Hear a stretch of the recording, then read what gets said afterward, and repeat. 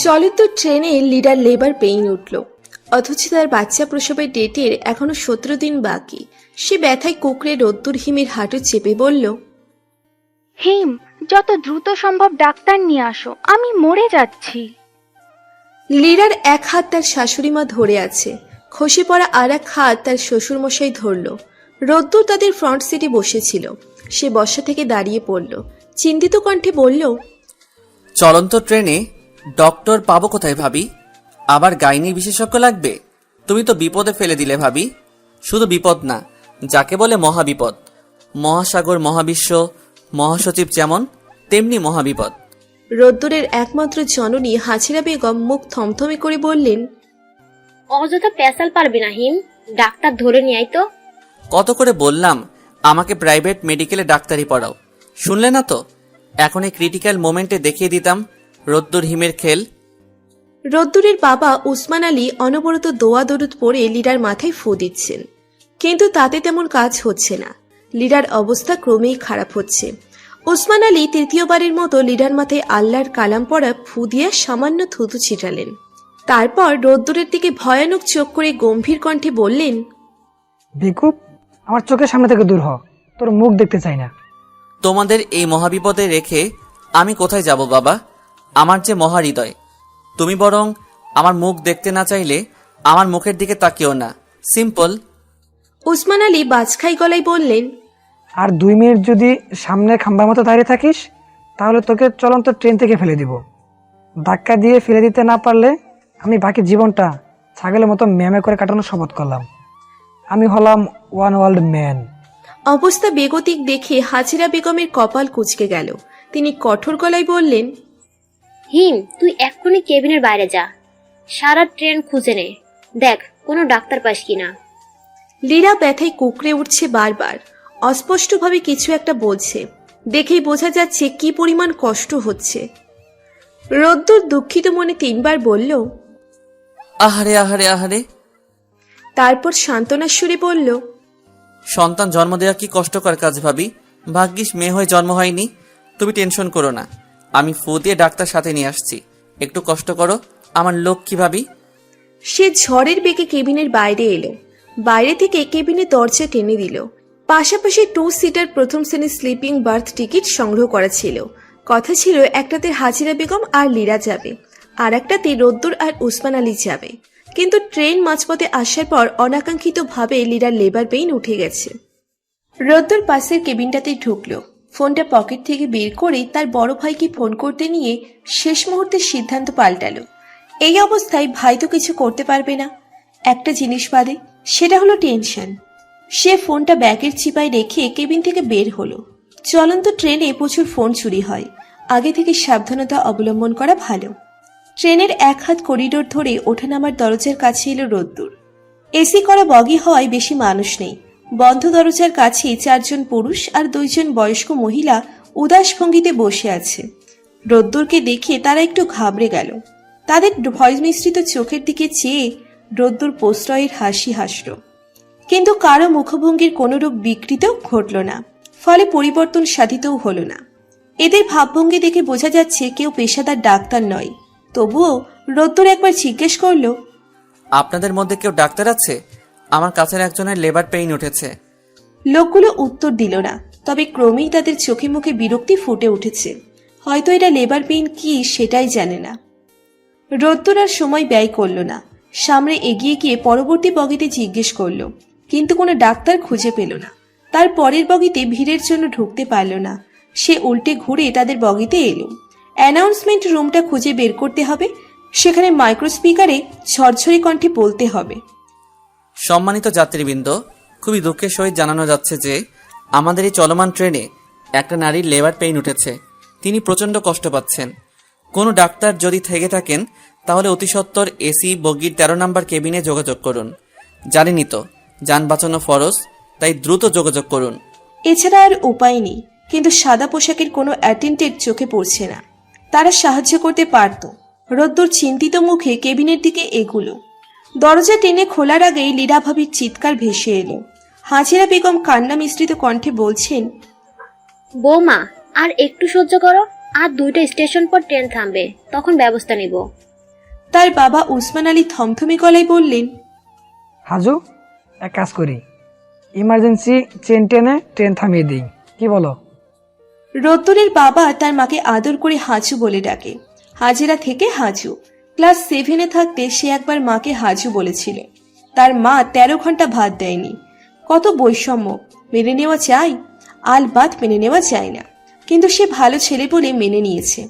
বাবার চেইন টেনে ট্রেন থামানোর আইডিয়াটা রোদ্দুরের পছন্দ হয়েছে। পুরো হুলুস তুলুস একটা কাণ্ড হবে। সবাই জানবে নবজাতক একজন পৃথিবীতে আসছে। নবজাতকটির সারা জীবন বলে বেড়ানোর মতো চমৎকার একটি গল্প হবে।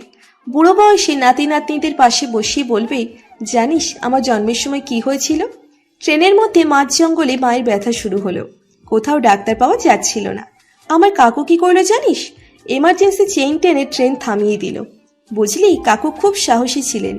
কাকুর মতো মানুষ এক পিসি হয়। কাকু তো সে কেবিনে ঢোকার আগেই তার মা চেঁচিয়ে বাবাকে বললেন, তোমার যত সব গাঁজাখড়ি কথা। চেন টেনে এই মাঝ জঙ্গলের ভিতর ট্রেন থামিয়ে কোন মহান কাজ করবে শুনি? তার সে এখানে বসে না থেকে ট্রেনে খোঁজ করো, কোনো ডাক্তার পাও কিনা।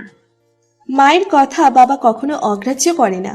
তার মানে বাবা এখন কেবিন থেকে বের হবে, তার আগেই রোদ্দুরকে সরে পড়তে হবে। সে দ্রুত করিডর ধরে সামনে এগুলো। বুফে কারের দিকে গিয়ে দেখা যাক কাউকে পাওয়া যায় কিনা। তাছাড়া তারা টেনশনে প্রচন্ড চা পিপাসে পেয়েছে। পরপর 3 কাপ চা না খেলে মাথার জ্যাম ছাড়বে না। What nonsense! মেয়েলি একটা রাগী কণ্ঠ রোদ্দুরের কানে এসে বাজল। সামনে তাকাতে তার চোখ ছানা পড়া। তার সামনে সাক্ষাৎ ডানাকাটা পরী দাঁড়িয়ে আছে, রাগী পরী, যার বিরক্তিতে কপালে দুটো ভাঁজের সৃষ্টি হয়েছে। সেই ভাঁজ দুটো যেন সৌন্দর্য আরো বাড়িয়ে দিচ্ছে। পরীটা চোখ তুলে তাকালো। সঙ্গে সঙ্গে রোদ্দুরের ভেতর স্লথ গতিতে ঝোড়ো হাওয়া বয়ে গেল। তার বুক ধরফর করছে, গলা শুকিয়ে আসছে, শরীর একদম ছেড়ে দিয়েছে, হাত পা অস্বর হয়ে আসছে। হার্টের প্রতিটা বিটে যেন তুমুল বেগে শব্দ সৃষ্টি হচ্ছে। সে বুকের বাপাশে হাত চেপে বিড়বিড় করে বলল, ও মাই গড! ততক্ষণে মেয়েটা জামা ছেড়ে বিরক্তি ছড়া কণ্ঠে বলে উঠল, পেছন থেকে পুলিশ ধাওয়া করেছে, চোরের মতো দৌড়াচ্ছেন কেন? 10 মিনিটস দাঁড়িয়ে থেকে চা কিনলাম আর আপনি 2 সেকেন্ডে সেটা ঢেলে দিলেন। রোদ্দুরের টনক নড়ল। তার সামনের পরীটার বিরক্তির কারণ বুঝতে পারল। অসাবধানতা বশত মেয়েটার সাথে তার ধাক্কা লেগেছে, যার কারণে তার হাতের 1 টাইম চায়ের গ্লাস চলকে সব চা ঢেলে গেছে। মেয়েটাকে রোদ্দুরের মনে ধরেছে, শুধু ধরেনি, সুপার গ্লুর মতো আটকে গেছে। রোদ্দুর কণ্ঠে মধু ঢেলে বলল, মন প্রাণ ঢেলে সরি বলছি। আমি এক্ষুনি আপনাকে 20 কাপ চা দিচ্ছি। লাগবে না, এই চোখ দুটো দেখে চলার জন্য দিয়েছে। নেক্সট টাইম থেকে তার যথাযথ ব্যবহার করবেন। রোদ্দুর মন্ত্রমুগ্ধের মতো মেয়েটার দিকে চেয়ে আছে, কণ্ঠে ভালোবাসা নিবেদন করে বলল, আমি তো তাই করছি, চোখের যথাযথ ব্যবহার করছি।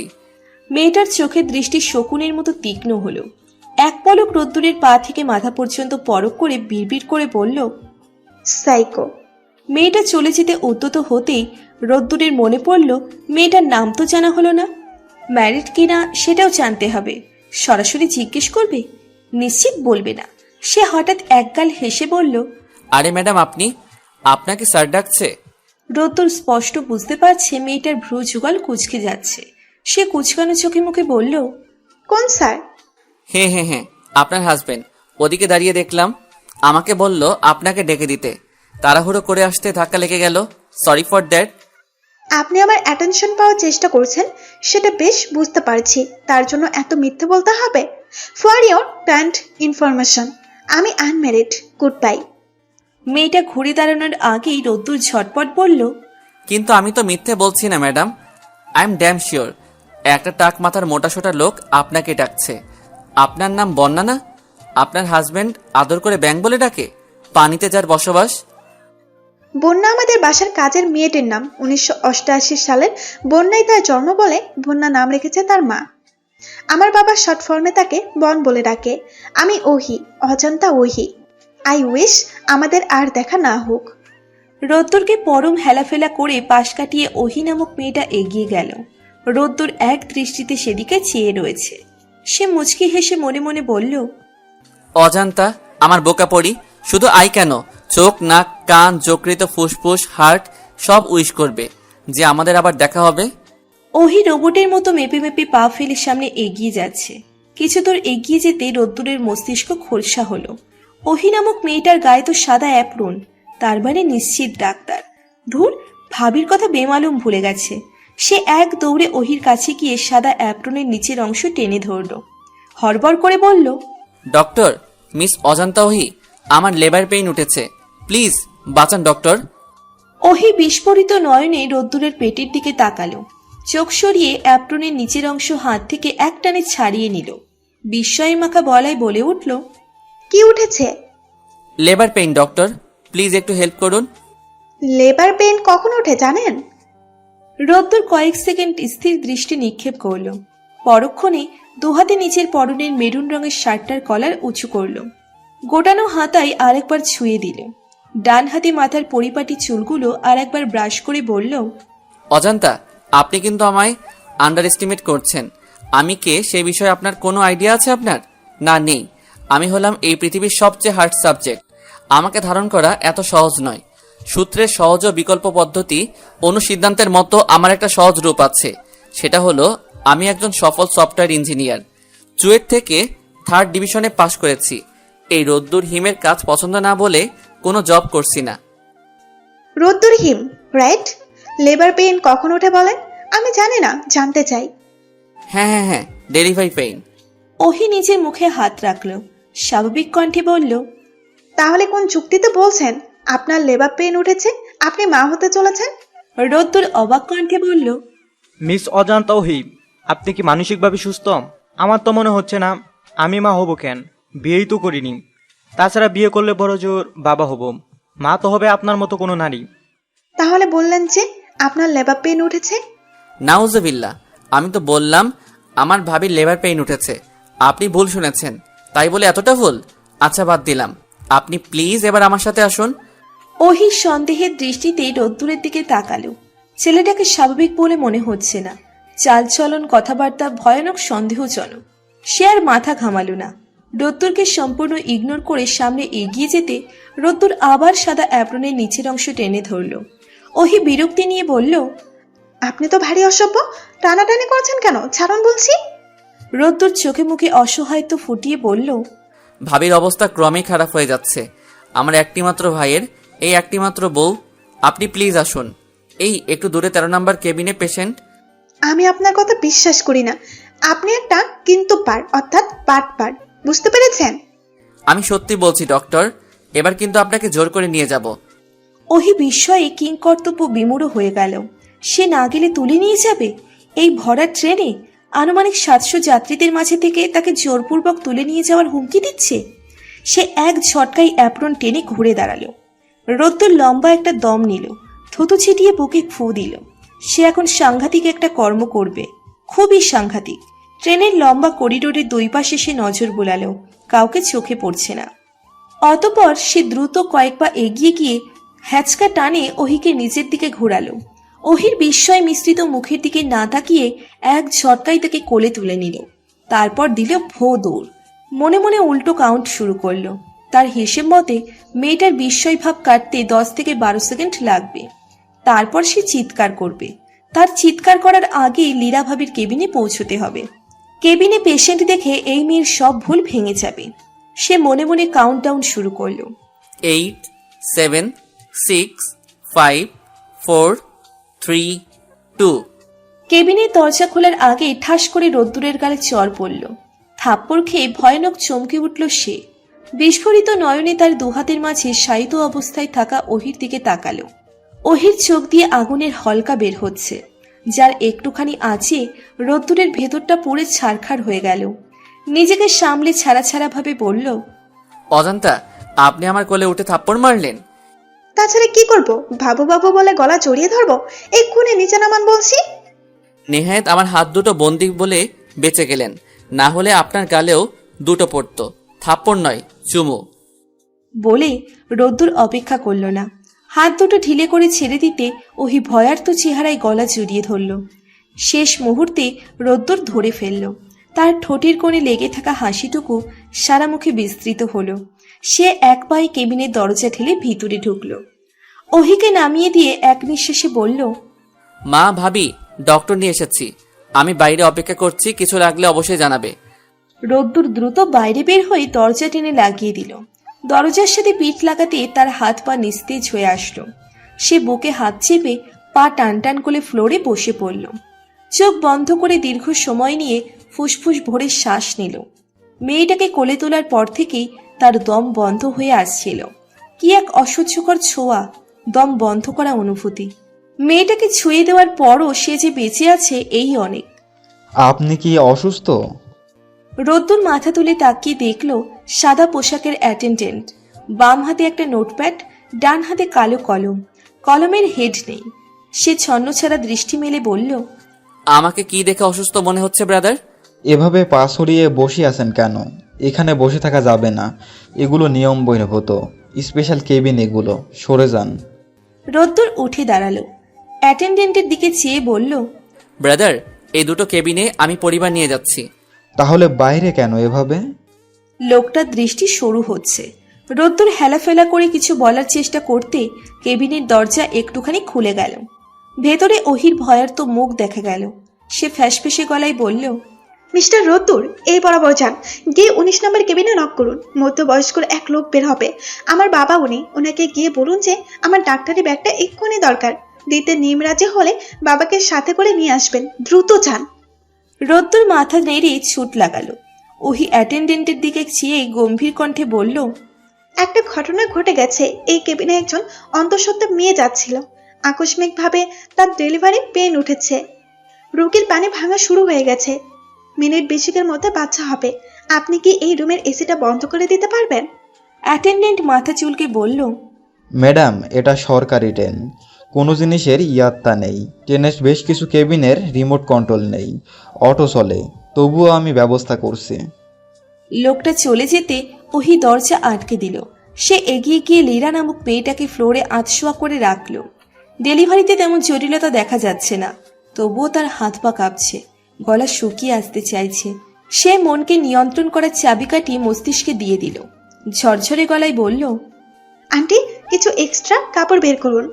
হাজেরা বেগম পাশ থেকে লাগেজ টেনে তার বেশ কিছু নতুন শাড়ি বের করে দিল। পানির বোতলটা পাশেই ছিল। ওহি সেটার মুখ খুলে রাখল। কেবিনের দরজায় টোকা পড়ছে। সে এক হাত বাড়িয়ে নিজের কালো চামড়ার ব্যাগটা ভেতরে টেনে নিল। প্রয়োজনীয় জিনিস বের করে লীরার পা উঁচু করে ধরল।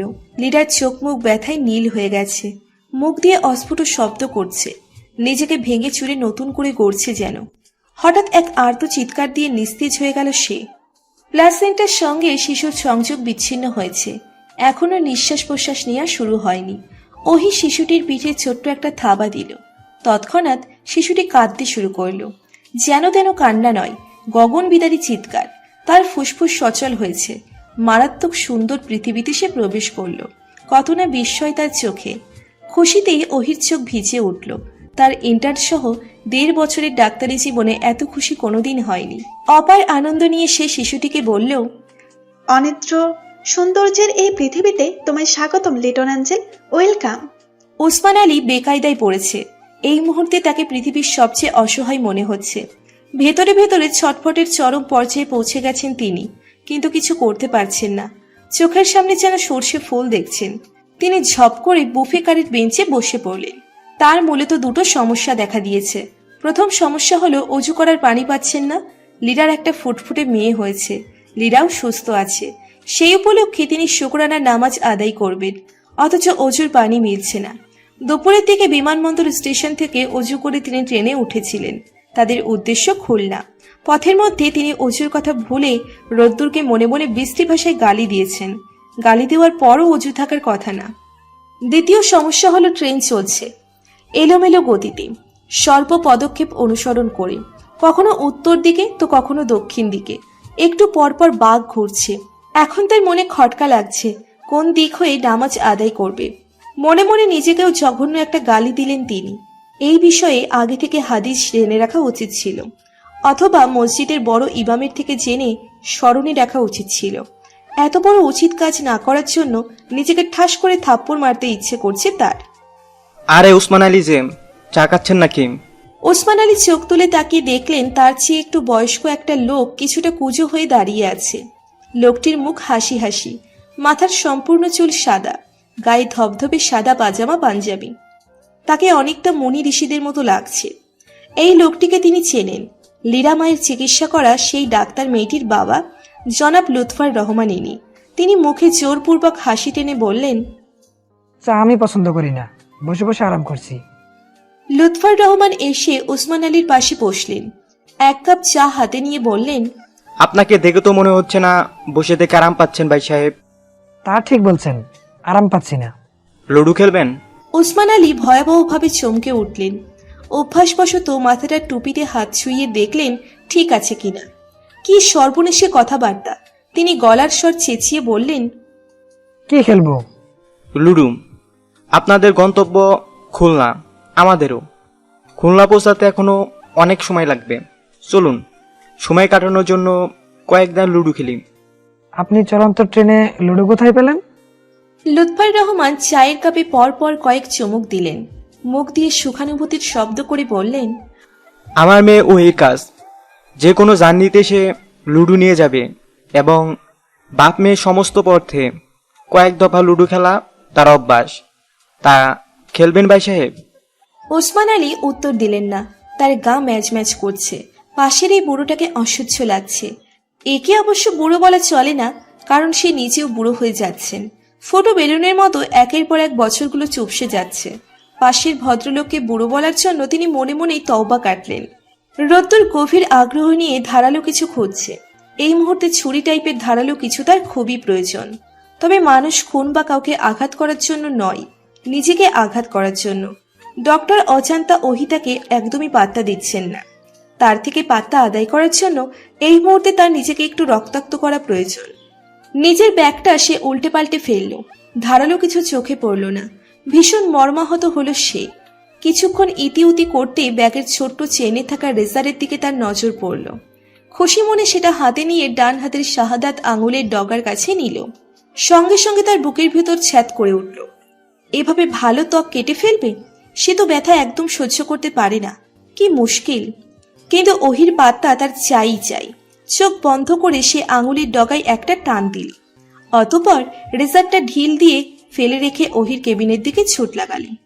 কেবিনের দরজা টেনে বিড়বিড় করে বলল, অজান্তা আমার হাত উড়ে গেছে, কবজি থেকে খসে পড়েছে, মরে গেলাম। ওহি সবেমাত্র বোতল খুলে পানি মুখে দিয়েছিল। রোদ্দুরের এমন চিৎকারে তার কাশি উঠে গেল। পানি ছড়িয়ে ছিটিয়ে যা তা অবস্থা। মুখে হাত রেখে কাশি দিতে রোদ্দুর তড়িঘড়ি করে এগিয়ে গেল। চিন্তিত কণ্ঠে বলল, অজান্তা ঠিক আছো তুমি? শ্বাস নাও, লম্বা করে শ্বাস নাও। রোদ্দুর ভয়ে ভয়ে বাম হাতটা ওহির মাথার উপর রাখল। সঙ্গে সঙ্গে ওহি হাত সরিয়ে দিল। নিজেকে ধাতস্থ করে বোতলের ছিপি খুঁজল। আশেপাশে চোখ পড়ল না, হয়তো ছিটকে কোথাও পড়েছে। সে বোতলটা কাত করে রেখে বিরক্ত গলায় বলল, এমন তর্জন গর্জনের মানে কি? রোদ্দুরের মনে পড়ল হঠাৎ।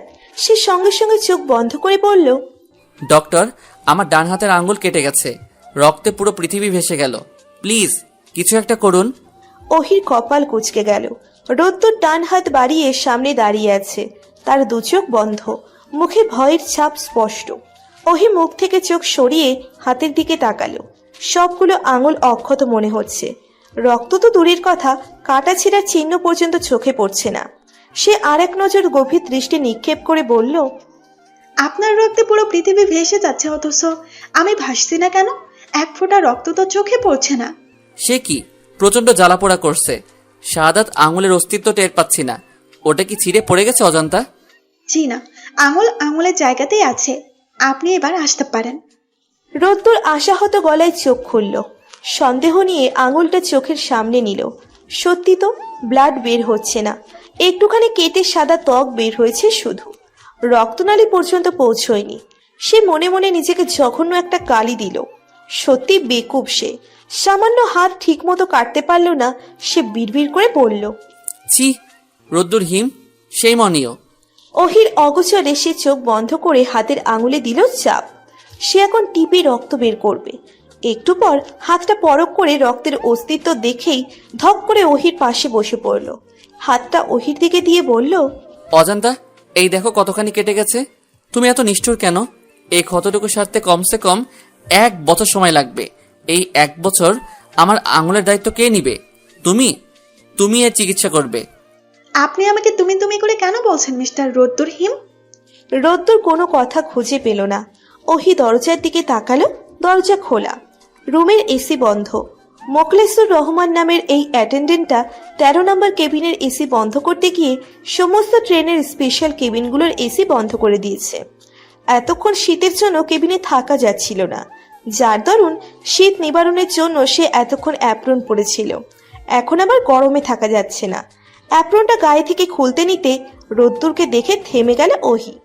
এক পলক তার দিকে চেয়ে বলল, বেরিয়ে যান রুম থেকে। রোদ্দুরের গলা খুসখুস করছে। ওহিকে ইমপ্রেস করার জন্য যত ধরনের কথা সাজিয়ে রেখেছিল সব ভোলাটাইলের মতো নিঃশেষ হয়ে গেল। সে আর কথা খুঁজে পাচ্ছে না। তাছাড়া মেয়েটার থেকে এতটা দূরত্ব বজায় রাখার পরও বুকের ভিতর ঝড় উঠে গিয়েছে। সে লম্বা করে নিঃশ্বাস ছেড়ে বলল, অজান্তা, তোমায় তুমি করে বলাতে রেগে গেছো? এটা কি রাগের জন্য যথেষ্ট নয়? অবশ্যই যথেষ্ট।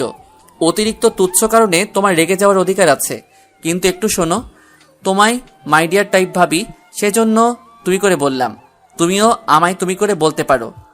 এই তোমার সাদা অ্যাপ্রন ছুঁয়ে বলছি, আমি রাগ করব না। রোদ্দুর হাত বাড়ানোর আগেই ওহি উঠে দাঁড়ালো, সরে গিয়ে দরজা দিয়ে বাইরে উকি দিল। বাবা আসছে না কেন? বাবা আসলে এই আপদটা বিদেয় হয়। রোদ্দুর কাটা আঙুলের দিকে তাকালো।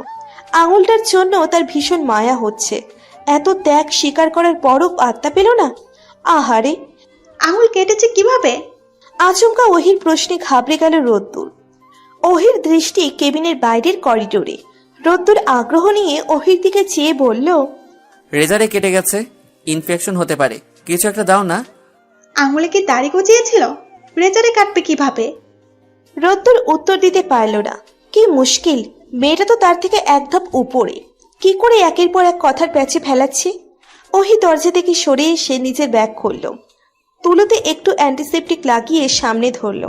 একটা ওয়ান টাইম ব্যান্ডেজ বের করে রোদ্দুরের দিকে বাড়িয়ে দিল। এক পলক তাকিয়ে অন্যদিকে চোখ সরিয়ে নিল। হতাশ সুরে বলল, তুলো দিয়ে পরিষ্কার করে ব্যান্ডেজ লাগিয়ে নিন। রোদ্দুরের বুক জমিনে সুখ পাখির নৃত্য শুরু করলো। আহা, কি সুখ! সে ওহির দিকে তাকিয়ে লাজুক হাসল। কম্পমান হাতটা বাড়িয়ে ব্যান্ডেজ হাতে নিল। তুলো হাতে নিয়ে বলল, এইভাবে চিকিৎসা করো অজন্তা? পেশেন্টের প্রতি এত অবহেলা? তোমার সার্টিফিকেট কে দিয়েছে? তুমি তো পেশেন্টকে সুস্থ করার বদলে মেরে ফেলবে। তুমি নিজ হাতে একটু ব্যান্ডেজ করে দাও। আপনার ক্ষত এতটা গভীর নয় যে আইসিইউতে ভর্তি করতে হবে। নিজ হাতে সেবা করতে হবে। রোদ্দুর মনে মনে বলল, উপরের ক্ষতটা দেখছো, ভেতরে ক্ষতটা কেন দেখছো না অজন্তা? কি দুঃখ। বাম হাত দিয়ে কাটা জায়গায় তুলো চেপে বলল, অজান্তা, তোমার ব্যাপারে আমি ডিটেলসে একটু স্টাডি করতে চাই, একটু সাহায্য করবে? জি না। কাট কাট গলায় উত্তর দিল ওহি। উত্তর দিয়ে দেরি করলো না, সে কেবিনের বাইরে চলে গেল। রোদ্দুর ঝটপট ব্যান্ডেজ লাগিয়ে পিছু নিল। কাছাকাছি গিয়ে বলল, কোথায় যাচ্ছ অজান্তা? ওহি বিরক্ত হয়ে দাঁড়িয়ে পড়ল। হাত উঠিয়ে বলল, কানের কাছে অজান্তা অজান্তা বলে খ্যান খ্যান করবেন না তো, বিরক্ত লাগে। আমার নাম কি আমি জানি। ওয়েট, আপনি আবার পিছু নিচ্ছেন কেন? আমার পুরো কেবিন ছেড়ে দিয়ে আসলাম, তাতে হচ্ছে না? ডক্টর, আমার আঙুলের ভেতর ব্যথা করছে। করুক, প্রয়োজনে ঠাটা পড়ুক, আমাকে আর জ্বালাবেন না। আমি এখন লীরা আপুর কেবিনে ঢুকবো। রোদ্দুর সিরিয়াস ভঙ্গিতে বলল, লীরা আপু নয় অজান্তা, লীরা ভাবি বলে ডাকবে। ওহির ভ্রু যুগল কুচকে গেল। কিছুক্ষণ মৌন থেকে গটগট করে এগিয়ে গেল। রোদ্দুর সিদ্ধান্তহীনতায় ভুগছে। ওহির পিছু পিছু যাবে নাকি অন্য কিছু করবে? এই মেয়ে কি কোনোদিন একটু মিষ্টি করে কথা বলবে না? কিছুক্ষণ ভেবেচিন্তে সে লীরা ভাবির কেবিনের দিকে পা বাড়ালো। কয়েক পা এগোতেই পেছন থেকে পুরুষালী একটা কণ্ঠ কানে আসলো। হেই ইয়াং পুরুষ। রোদ্দুর একটা দীর্ঘশ্বাস ফেলল। ঘুরে দাঁড়িয়ে মুখে হাসি ফুটালো। লুৎফর রহমান চায়ের কাপ হাতে সাগ্রহে এগিয়ে আসছে। তার মুখটা হাসি হাসি। ছোট্ট বাচ্চাদের পছন্দের খেলনা দিলে যতটা খুশি হয় ততটা খুশি মনে হচ্ছে। এই মানুষটাকে সে চেষ্টা করছে অ্যাভয়েড করে চলার, কিন্তু হিতে বিপরীত হচ্ছে। যেখানেই যাচ্ছে এর সাথে দেখা হচ্ছে। লোকটা প্রয়োজনের চেয়ে অতিরিক্ত কথা বলে। একটা অতিরিক্ত মেনে নেওয়া যায়, অতিরিক্ত স্কয়ার মেনে নেওয়া যায়, কিন্তু অতিরিক্ত কিউব কিছুতেই মেনে নেওয়া যায় না। হবু শ্বশুরমশাই বলে সে মেনে নিচ্ছে। ইয়াং পুরুষ, কোথায় যাচ্ছ? লুৎফর রহমানের কাছে এগিয়ে এসেছেন। রোদ্দুর মুখে জোরপূর্বক হাসি টেনে বলল, কোথাও না আঙ্কেল, এমনিতেই করিডোরে হাঁটাহাঁটি করছি। এমনিতে তো কোনো কিছু ঘটে না পৃথিবীতে। এমনি বলতে কোনো ওয়ার্ড বিজ্ঞানের ভাষায় খুঁজে পাবে না তুমি। নিউটনের ক্লাসিক্যাল মেকানিক্স বলে কার্যকারণ ছাড়া পৃথিবীতে কিছু ঘটে না। অর্থাৎ তুমি যে করিডোর ধরে হাঁটাহাঁটি করছো তারও উপযুক্ত কারণ আছে। এই যে আমি চা খাচ্ছি তারও কারণ আছে। জি, ঠিক বলেছেন। লুৎফর রহমান এক চুমুক চা মুখে দিয়ে মাংস কামড়ানোর মতো কামড়ে কামড়ে খেলেন। তারপর বললেন, এসো কেবিনে বসি, ওহি নেই ভিতরে। নিতান্ত অনিচ্ছায় রোদ্দুর লুৎফর রহমানের পিছু পিছু কেবিনে ঢুকলো। গিয়ে ওহি যে জায়গাটাতে বসেছিল সেখানে বসলো। লুৎফর রহমান ব্যাগ থেকে সিগারেট বের করে ধরালেন। এক টান দিয়ে বললেন, এতক্ষণ এসি থাকার কারণে সিগারেট ধরাতে পারছিলাম না। এসি বন্ধ হয়ে গিয়ে ভালোই হয়েছে, কি বলো? জি, ভালো হয়েছে। তুমি একটা সিগারেট খাবে? না। আমার সাথে ফর্মালিটিজের দরকার নেই ইয়াং পুরুষ, নো নিড। এখন আমরা লুডো খেলবো। রোদ্দুর হকচকিয়ে গেল। সাথে নিশ্চিত হলো যে মানুষটার মাথায় গোলমাল আছে। সে টেনশন বোধ করছে। লুৎফর রহমান লুডো বের করেছে। সে আয়েশ নিয়ে তার গুটির কালার এক করছে। সবগুলো গুটি নিয়ে তিনি রোদ্দুরের পাশে বসে পড়লেন। রোদ্দুর ঘুরে বসল। লুৎফর রহমান সিগারেটে একটা টান দিয়ে চাল দিলেন। প্রথমবার ছক্কা উঠল না, 3 উঠল। তিনি সহজসহে বললেন, আমি দীর্ঘদিন ধরে গবেষণা করে একটা জিনিস বের করেছি ইয়াং পুরুষ, সেটা হলো লুডো খেলা শুরু করলেই পরপর 3 দান 3 উঠবে আমার। চতুর্থবারে গিয়ে ছক্কা বা অন্য কিছু উঠবে। তুমি আমার কথা মিলিয়ে নিও। রোদ্দুর মাথা নাড়ল এবং কিছুক্ষণ পর অবাক হয়ে লক্ষ্য করল যে লুৎফর রহমানের পরপর 3 বার 3 উঠেছে। এটাকে নিছক কাকতালীয় বলে সে এড়িয়ে গেল। একটু পর উসখুস করে জিজ্ঞেস করল, আঙ্কেল, খুলনা কার বাসায় যাচ্ছেন আপনারা? লুৎফর রহমান নিজে গুটি চালিয়ে বললেন, আমার নিজের বাসায়। ওই কলেজ লাইফ থেকে ঢাকাতে হোস্টেলে থেকে পড়াশোনা করে, মেডিকেলে পড়েছে, কয়েক মাস হলো ইন্টার্নি শেষ করেছে। আমি কলেজ টিচার ছিলাম, 7 বছর হলো রিটায়ার করেছি। আর কোনো ছেলেপুলে নেই, যক্ষের দন এই একটা মেয়ে, ওকে নিতে ঢাকা এসেছিলাম। তা তোমরা খুলনা কোথায় যাচ্ছ? আমরা ঢাকাতে স্থানীয়, বড় ভাবির বাবার বাড়ি খুলনা, সেখানে যাচ্ছিলাম। আসলে বড় ভাবির দাদি হঠাৎ করে ভীষণ অসুস্থ হয়ে পড়েছে, তাকে দেখতে যাচ্ছিলাম। আমরা 2 ভাই শুধু, বড় ভাই আর বাবা বিজনেসের দেখাশোনা করে। আমি 2 বছর হলো ইঞ্জিনিয়ারিংয়ে পড়াশোনা শেষ করেছি, এখন ফুড ব্লগিং নিয়ে কাজ করছি। আমার বাবার রেস্টুরেন্টের বিজনেস। ফুড ব্লগিং এর ব্যাপারটা রোদ্দুর মিথ্যে করে বলল। আজকাল বেকার মানুষকে পছন্দ করে না। শুরুতেই সে বেকার বললে তার সম্পর্কে খারাপ ধারণা পোষণ করবে উনি। রোদ্দুর আরো কিছু বলতে চাইল, কিন্তু বুঝতে পারল লুৎফর রহমানের আগ্রহ নেই, তাই সে থেমে গেল। সে চুপ করতে লুৎফর রহমান মুখ খুললেন। রোদ্দুরের পাকা গুটি শেষ মুহূর্তে খেয়ে দিয়ে প্রসন্ন হেসে বললেন, ট্রেনে একটা সমস্যা হয়েছে, বুঝলে? কি সমস্যা? এই ট্রেনে একজন সেলিব্রিটি মানুষ আছে। ইয়াং জেনারেশনের মধ্যে যাকে নিয়ে সব সময় তুমুল হইচই আর বাড়াবাড়ি রকমের আদিক্ষেতা হয়। কার কথা বলছেন আঙ্কেল? আরে, চিত্রনায়িকা পলি মজুমদার। রোদ্দুর চমকে উঠল। পলি মজুমদার উঠতি একজন নায়িকা। গ্ল্যামার দুনিয়ায় তার নামডাক প্রচুর। তার একটা ছবির বাজেট শুনে যে কেউ হিমশিম খাবে। এই কিছুদিন আগে মুক্তি পাওয়া তার 9 নম্বর ছবিটি রাতারাতি ফেমাস হয়ে গিয়েছে। সে কিছু বলার আগেই লুৎফর রহমান বললেন, তাদের একটা ছবির কিছু অংশ ট্রেন গঠিত। রাতের বেলা শুটিংয়ের জন্য এই ট্রেনে যাচ্ছে। এখনো শ্যুট করেনি, করবে। কিন্তু একটা সমস্যা দেখা দিয়েছে, এসি বগির প্রতিটি কেবিনের এসি বন্ধ হয়ে গেছে। গরমে নায়িকার অবস্থা নাজেহাল। শুরু করেছে চিল্লাফাল্লাম। প্রযোজক, ক্যামেরাম্যান, স্টাফ সবার অবস্থা খারাপ। রোদ্দুর খেলায় আর আগ্রহ পাচ্ছে না। অহির খোঁজ নিতে হবে। শুটিংয়ের কিছু দৃশ্য দেখতে মন চাচ্ছে।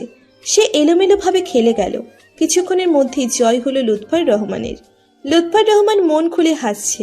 রোদ্দুরের মুখেও হাসি ফুটে উঠল। মানুষটার হাসি দেখতে তার ভালো লাগছে। ওহি অ্যাটেন্ডেন্টকে বলে সিট চেঞ্জ করেছে বলতে নন এসি বগিতে পাশাপাশি 2টো সিট খালি ছিল, সেটাতে গিয়ে বসেছে। কেবিনে থাকা যাচ্ছে না, একটু পরপর রোদ্দুর নামক ছেলেটা বিনা বাধায় কেবিনে যাতায়াত করছে, তার সাথে কথা বলার চেষ্টা করছে। ইতিমধ্যে তার বাবার সাথে ভাব জমিয়ে ফেলেছে। জানালা ঘেঁষে বসেই ওহি হাঁপ ছাড়ল। বাইরের সন্ধ্যা নেমে গেছে অনেকক্ষণ হলো, তবে অন্ধকার পুরোপুরি গ্রাস করেনি। সে জানালার কার্নিশে মাথা রাখল। হিমশীতল বাতাসে সে ভেতরটা নাড়িয়ে দিচ্ছে। তার ভালো লাগছে, প্রচুর ভালো লাগছে। ধপ করে পাশের খালি সিটে কারো বসার আওয়াজ হলো।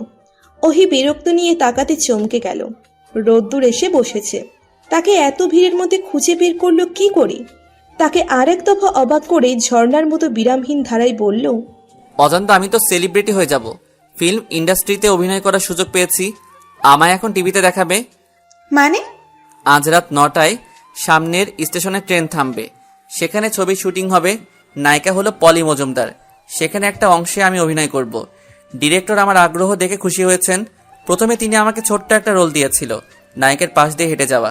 এখন একটা বড় রোল পেয়েছি। স্টেশনে নায়িকা সানগ্লাস চোখে দিয়ে দাঁড়িয়ে থাকবে, তার পাশে ট্রলিটা নিয়ে আমি দৌড় শুরু করব। নায়িকা পেছন পেছন দৌড়াবে, হঠাৎ করে আমি ফ্লোরে পড়ে যাব। এর মধ্যে নায়িকা আমাকে ধরে ফেলবে এবং চুরি করার অপরাধে একটা থাপ্পড় দিবে। আপনি সত্যি সত্যি চোরের ভূমিকায় অভিনয় করবেন এবং থাপ্পড় খাবেন? রোদ্দুর প্রফুল্ল চিত্তে পড়ল, ক্ষতি কি? আগে লাফ দিয়ে তো নারকেল গাছে উঠা যায় না। আগে কচু গাছে উঠতে হয়, ডালিম গাছে উঠতে হয়, আম গাছে উঠতে হয়, তারপর নারকেল গাছ। কি বলো? কিছু বলি না, গেট আউট। এক্ষুনি আমার সিট ছাড়ুন। এমন করছো কেন অজান্তা? ওহি জোর গলায় বলল, আমি আপনার মুখ দেখতে চাই না। এত হ্যান্ডসাম একটা মুখ তুমি দেখতে চাও না অজান্তা? কি দুঃখ, আমি এক্ষুনি অ্যাসিড ঢেলে মুখ পুড়িয়ে ফেলবো। তোমার কাছে অ্যাসিড হবে? ওহি হতাশের চরম পর্যায়ে পৌঁছে গেছে সে।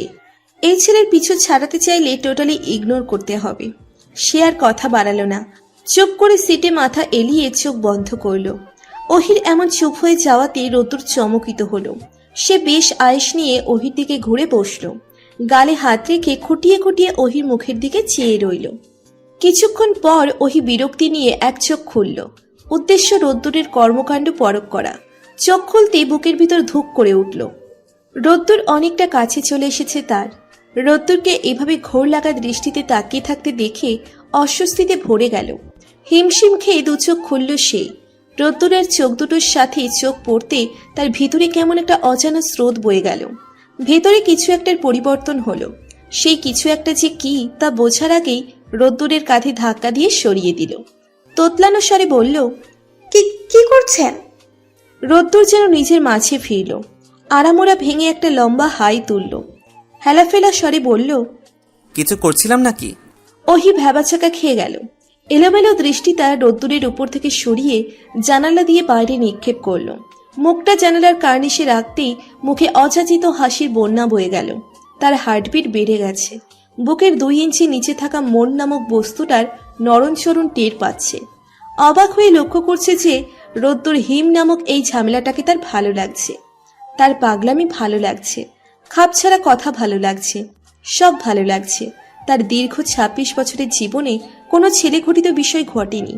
ছোটবেলা থেকে ভীষণ পড়াকু মেয়ে বলে ছেলেরা একটু দূরে দূরেই থাকতো। এই প্রথম একটা ছেলে তাকে এতভাবে ডিস্টার্ব করছে।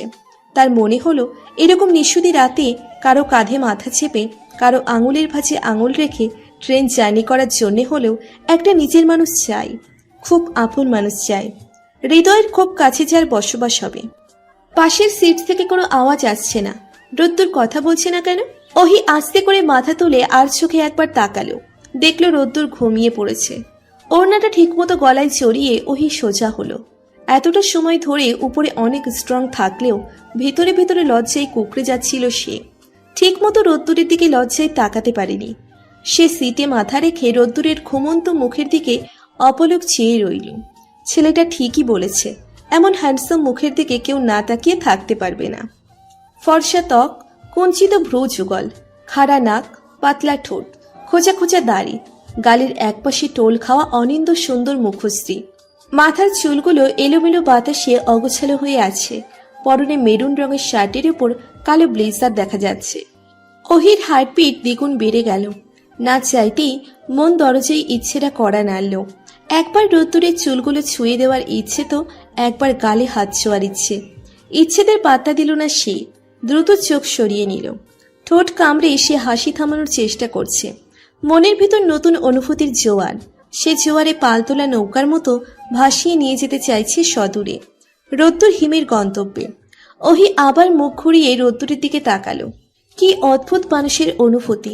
মাত্র 4-5 ঘন্টার মতো ছেলেটার সাথে তার পরিচয়, তার পাগলাটে আচরণের সাথে পরিচয়, অথচ এই মুহূর্তে তাকে সবচেয়ে আপন মনে হচ্ছে, সবচেয়ে কাছের মনে হচ্ছে। মনে হচ্ছে এই বসবাস হৃদয়ের খুব কাছে। এই যে মানুষটা তার পাশে বসে গভীর ঘুমে, এই ঘুমকেও তার হিংসে হচ্ছে।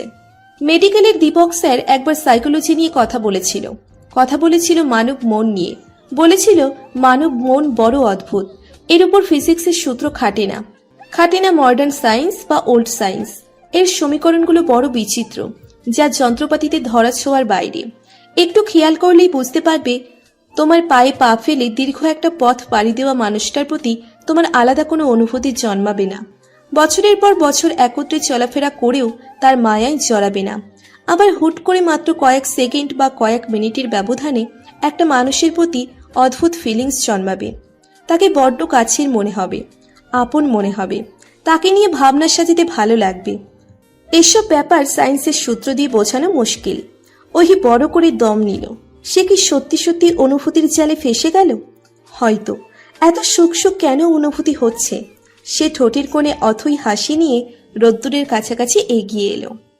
ট্রেনের আশেপাশের যাত্রীদের দিকে এক পলক চেয়ে সে ডান হাতটা উঁচু করল। খুব সাবধানে সে হাতটা রোদ্দুরের মাথার চুলে রাখল। তার চোখে মুখে ভয়ের ছাপ স্পষ্ট ফুটে উঠেছে। যদি রোদ্দুর জেগে যায়, কি উত্তর দিবে? তার ভাবনার মাঝে সমস্ত বগির কারেন্ট বন্ধ হয়ে গেল, হয়তো সম্পূর্ণ ট্রেনে। চারিদিক থেকে তুমুল হইচই, কান ঝালাফালা অবস্থা। সেই তুমুল হল্লা রোদ্দুরের কানে যেতে সে অস্ফুট একটা শব্দ করল।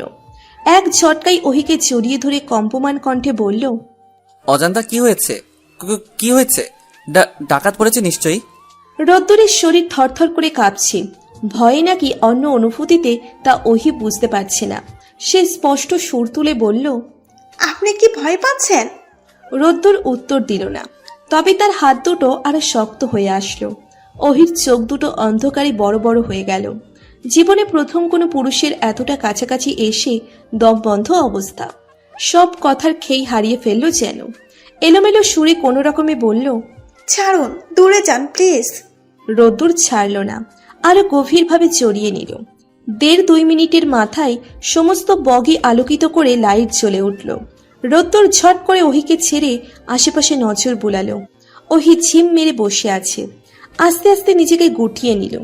রোদ্দুর বুকে হাত চেপে বিড়বিড় করে কিছু একটা বলল, তারপর টেনে টেনে বলল, অজান্তা আর ভয় নেই, কারেন্ট চলে এসেছে, ভয় পেও না। ওহি চমকে রোদ্দুরের মুখপানে তাকালো। সে ভয় পেয়েছিল নাকি? কই না তো। ভয় যা পেয়েছিল সেটা তো রোদ্দুরের আচমকা স্পর্শে। সে গম্ভীর কণ্ঠে বলল, আপনার কি মনে হয় অন্ধকার আমি ভয় পাই? মৃত মানুষের হাড়, ফুসফুস, কিডনি, হাড়গোড়ার কঙ্কাল নিয়ে রাতের পর রাত জেগে পড়েছি। কখনো কখনো ঘুম থেকে উঠে দেখেছি হাতে মৃত মানুষের চোখ, মর্গে মানুষ কেটেছি। এসব করার পরও আপনার মনে হয় আমি কারেন্ট চলে গেলে ভয়ে অজ্ঞান হয়ে যাব? রোদ্দুর মিইয়ে গেল। ওহিকে সে কি করে বলবে যে আচমকা হইচয়ে সে নিজেই ভয় পেয়ে গিয়েছিল? ভয় পেয়ে একমাত্র অবলম্বন ওহিকে জড়িয়ে ধরেছিল। সে হাঁসফাঁস করতে বাচ্চা একটা ছেলে এসে তাকে উদ্ধার করল। পানির বোতল এগিয়ে দিয়ে বলল, পানি লাগবে আপনাগো? রোদ্দুর টাকা বের করে বাচ্চাটির হাতে গুঁজে দিল। বিনিময়ে একটা পানির বোতল নিল। বোতলের ছিপি খুলে ওহির দিকে বাড়িয়ে দিয়ে বলল, পানি খাও অজান্তা। ওহি নির্দ্বিধায় পানির বোতল হাতে নিল। বোতল উঁচু করে কয়েক ঢোক পানি খেল। খোলা বোতলটা রোদ্দুরের দিকে এগিয়ে দিয়ে বলল, আমার বাবা কোথায় জানেন? জানি, আমার বাবার সাথে লুডো খেলছে। আঙ্কেলই তো বলল যে তুমি এখানে আছো এবং তোমাকে দেখে শুনে রাখতে বলেছে। শেষের কথাটি লজ্জা মিশ্রিত কণ্ঠে বলল রোদ্দুর। বলেই সে এক চুমুকে সম্পূর্ণ বোতল খালি করে ফেলল। মিষ্টি একটা মহিলা কণ্ঠ বেজে উঠল। মিহিসুরের ঝংকার তুলে কথা বলছে। কিছুক্ষণের মধ্যে ট্রেন স্টেশনে থামবে। কয়েক মিনিটের যাত্রা বিরতি। রোদ্দুর ওহির দিকে চেয়ে বলল, অজান্তা, আমায় উঠতে হবে, এই স্টেশনে শুটিং হবে। তুমি কি যাবে আমার সাথে? না। ঠিক আছে, মানে তুমি না গেলেই আমার জন্য সুবিধা। আশেপাশে তুমি থাকলে আমি লজ্জা পাবো। আমাকে দেখে লজ্জা পাওয়ার কি আছে? রোদ্দুর তার উত্তর দিল না। উপদেশ দেওয়ার ভঙ্গিতে বলল, অজান্তা, জানালা দিয়ে প্রচুর বাতাস আসছে। জানালার সিট ছেড়ে এপাশে এসে বসো, আর এখানে ঘুমিয়ে পড়ো না। মা তোমায় দেখা করতে বলেছে। একটু পর কেবিনে যেও, আমি আসছি।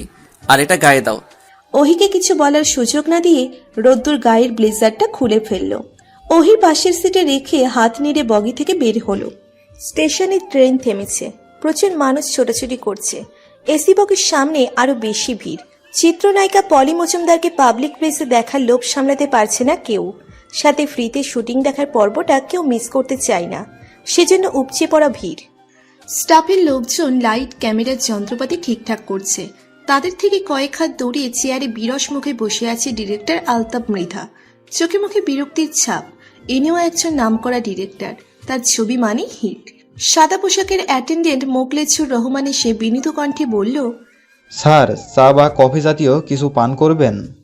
আলতাফ মৃধা বিরক্তি নিয়ে বললেন, আপনাদের তো বললাম অ্যানাউন্সমেন্ট করে দিন যে ট্রেনে কিছু টেকনিক্যাল ত্রুটি দেখা দিয়েছে।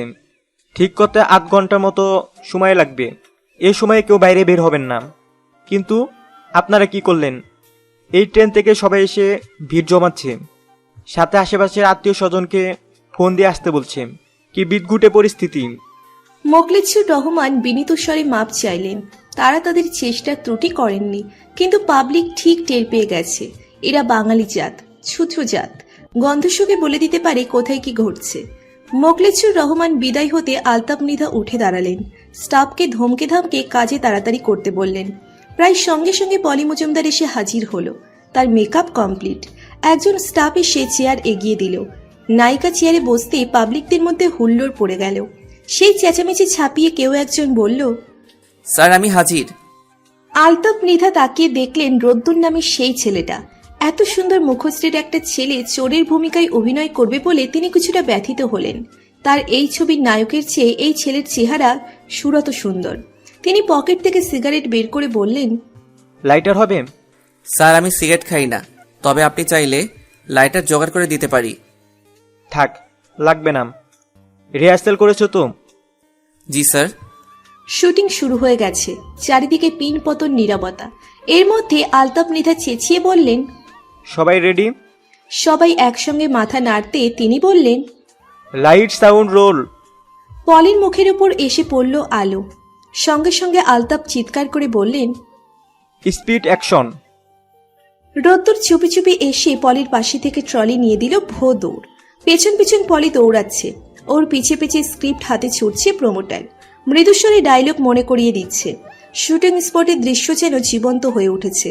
দূর থেকে সেই দৃশ্য দেখে ওহি মনে মনে ভাবল, রোদ্দুরের মতো এত নিখুঁত অভিনয় কেউ করতে পারবে না। ট্রেন চলছে মৃদু ঝংকার তুলে। লীরা আপুর কেবিন থেকে বের হয়ে ওহি নিজের কেবিনের দিকে এগোলো। রোদ্দুরের পরিবারের প্রতিটা মানুষ তাকে এতটা আপন করে নিয়েছে যে সে কেমন ঘরের মধ্যে চলে যাচ্ছে। এত ভালো মানুষ হয়? একটা পরিবারের সবাই একত্রে কি করে এতটা ভালো হয়? প্রসন্ন চিত্তে সে দরজা টেনে নিজের কেবিনে ঢুকলো। সঙ্গে সঙ্গে তার পিলে চমকে উঠল। রোদ্দুর গালে হাত রেখে বসে আছে। ওহি বিস্মিত কণ্ঠে বলল, আপনি? রোদ্দুর দুঃখী কণ্ঠে বলল, অজান্তা, আমার গাল দুটো ব্যান্ডেজ করে দাও। এক গালে তুমি থাপ্পড় মেরেছ, আরেক গালে পলি মজুমদার। তোমারটাতে ব্যথা পাইনি, কিন্তু ওই বেহায়া মেয়ে এমন জোরে থাপ্পড় মেরেছে যেন এটা শুটিং নয়। আমি সত্যি সত্যি ওর ট্রলি চুরি করেছি। তুমি বলো, এত বদমাইশ মেয়ে হয়? ওহি এগিয়ে এসে আলতো করে ডান হাতটা রোদ্দুরের গালে রাখলো। হালকা করে স্পর্শ করে বলল, কোন গালে থাপ্পড় মেরেছে? রোদ্দুর বিস্ময় নিয়ে তাকিয়ে আছে। এই কোন ওহিকে দেখছে সে? নিজে থেকে ছুঁয়ে দিচ্ছে। এত মায়াচরণ কণ্ঠে কথা বলছে। সে নিজের বাম হাতটা উঁচু করে তার গাল স্পর্শ করা ওহির হাতের উপর হাত রাখল। ওহির যেন ঘোর কাটল। দ্রুত নিজের হাত সরিয়ে নিল। এক পলক এদিক ওদিক তাকিয়ে বলল, থাপ্পড়ই তো মেরেছে, চাকুটাকু মেরে তো দেয়নি। এত উতলা হচ্ছেন কেন? অজান্তা, তুমি একবার আমার মুখের দিকে তো তাকাও, গাল লাল হয়ে গেছে। ওহির ভেতরটা অস্থিরতায় টইটম্বুর হয়ে যাচ্ছে। সে অগোছালো দৃষ্টি মেলে একবার রোদ্দুরের দিকে তাকালো। রোদ্দুরের কাকচক্ষু জলের মতো স্বচ্ছ গভীর দৃষ্টি বুকের কোথাও তোলপাড় সৃষ্টি করল। সে দ্রুত অন্যদিকে ঘুরে দাঁড়ালো। পাশের সিটের ব্যাগগুলো সরিয়ে নিজের কালো চামড়ার ব্যাগটা বের করলো। তরল জাতীয় একটা ঔষধ বের করে লম্বা করে শ্বাস নিল। রোদ্দুর হঠাৎ পেট চেপে বলল, অজান্তা পেট শূন্য কুয়ো হয়ে গেছে, ক্ষুধায় মরে গেলাম। আমাকে কেন বলছেন? আমি কি করতে পারি? অনেক কিছুই করতে পারো, একটু ক্ষুধা নিবারণের মেডিসিন দাও। ওহি ফোঁস করে একটা নিঃশ্বাস ছাড়ল। উত্তর দিল না। একটু পর ঘুরে রোদ্দুরের দিকে এগিয়ে গেল। নিজেকে সামলে বেশ স্বাভাবিকভাবে রোদ্দুরের পাশে বসে পড়ল। হাতের ডগায় একটু মেডিসিন লাগিয়ে বলল, মুখটা এদিকে ঘোরান তো। রোদ্দুর মুখ ঘোরাতে ওহি আঙুলের ডগা দিয়ে রোদ্দুরের মুখের দুই গালে তরল মেডিসিন লাগিয়ে দিল। গম্ভীর কণ্ঠে বলল, জ্বালাপোড়া কমেছে? একটু ঠান্ডা ঠান্ডা অনুভূতি হচ্ছে? রোদ্দুর হা করে তাকিয়ে আছে। তার চোখ দুটো কোটর থেকে বের হবে যেন। ওহির এত কেয়ারিং বিহেভ তার হজম করতে কষ্ট হচ্ছে। মনে হচ্ছে জেগে জেগে স্বপ্ন দেখছে সে। কাঁধ ঘুরলেই স্বপ্ন ভেঙে যাবে।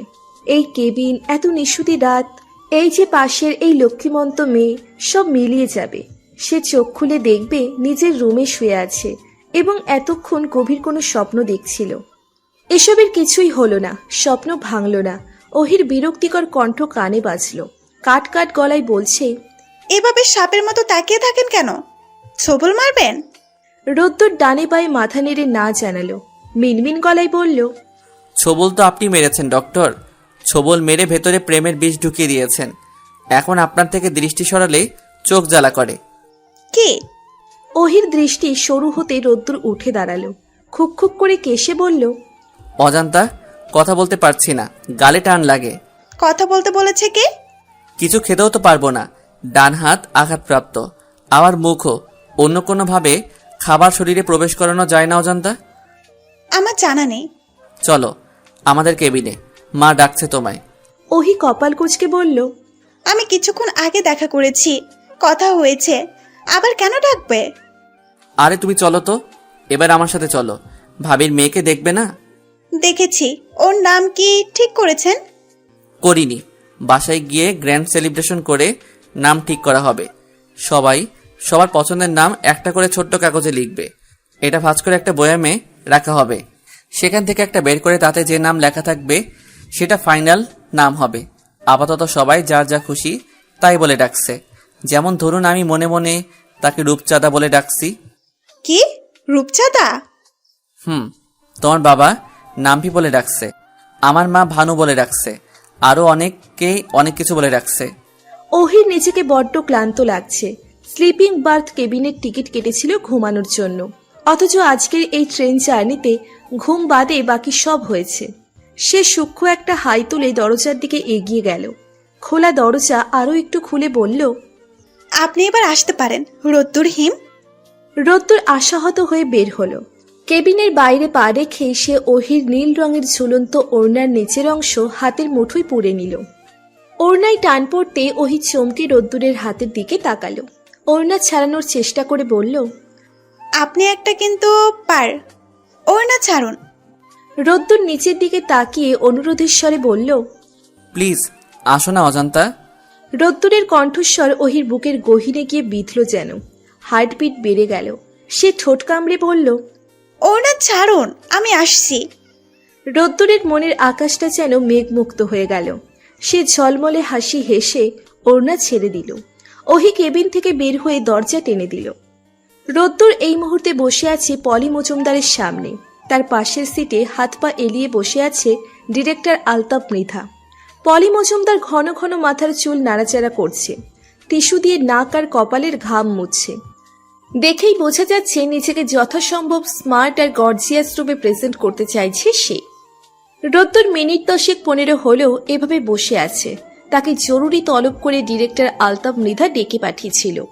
এখানে আসার পর আলতাফ মৃধা তাকে বলেছে যে সে নয়, তার সাথে কথা বলবে পলি মজুমদার। সে অনেকক্ষণ হলো পলি মজুমদারের সামনে বসে আছে, কিন্তু নায়িকা মাথার চুল নাড়াচাড়া বাদে আর কিছুই বলছে না। নিজের ভেতরে চাপা রাগটা নিয়ন্ত্রণ হারাতে বসেছে যেন। রোদ্দুর এই মেয়েটাকে কেন জানি সহ্য করতে পারছে না। মেয়েটির গলা চেপে উপরে তুলে ট্রেনের জানালা দিয়ে ছুঁড়ে ফেলার গোপন ইচ্ছেটা সে দীর্ঘশ্বাস রূপে বের করে দিল। আলতাপ মৃধা নীরবতা সহ্য করতে না পেরে মুখ খুললেন। পেছন ঘুরে এক স্টাফকে রাগান্বিত স্বরে বললেন, চোখে দেখিস না, সব বলে দিতে হবে। 3 কাপ চা দিয়ে যা। স্টাফদের মধ্যে নরণচরণের হিড়িক পড়ে গেল।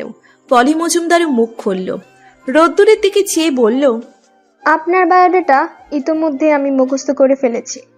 আপনি কি সত্যি আর্টিস্ট হিসাবে নিজের ক্যারিয়ার করতে চান, গ্ল্যামার দুনিয়ায় আসতে চান?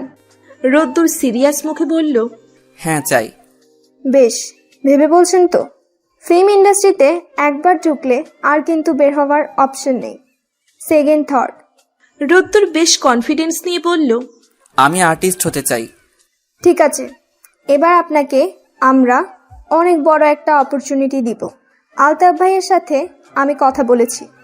এর পরবর্তী মুভিতে হিরোর রোলে আপনি অভিনয় করবেন। হিরোইন আমি, সাথে কো অ্যাক্টর হিসেবে থাকবে শাওন। রাজি? রোদ্দুর যেন আসমান থেকে পড়ল। এ কি শুনল সে? চোর থেকে সরাসরি নায়ক?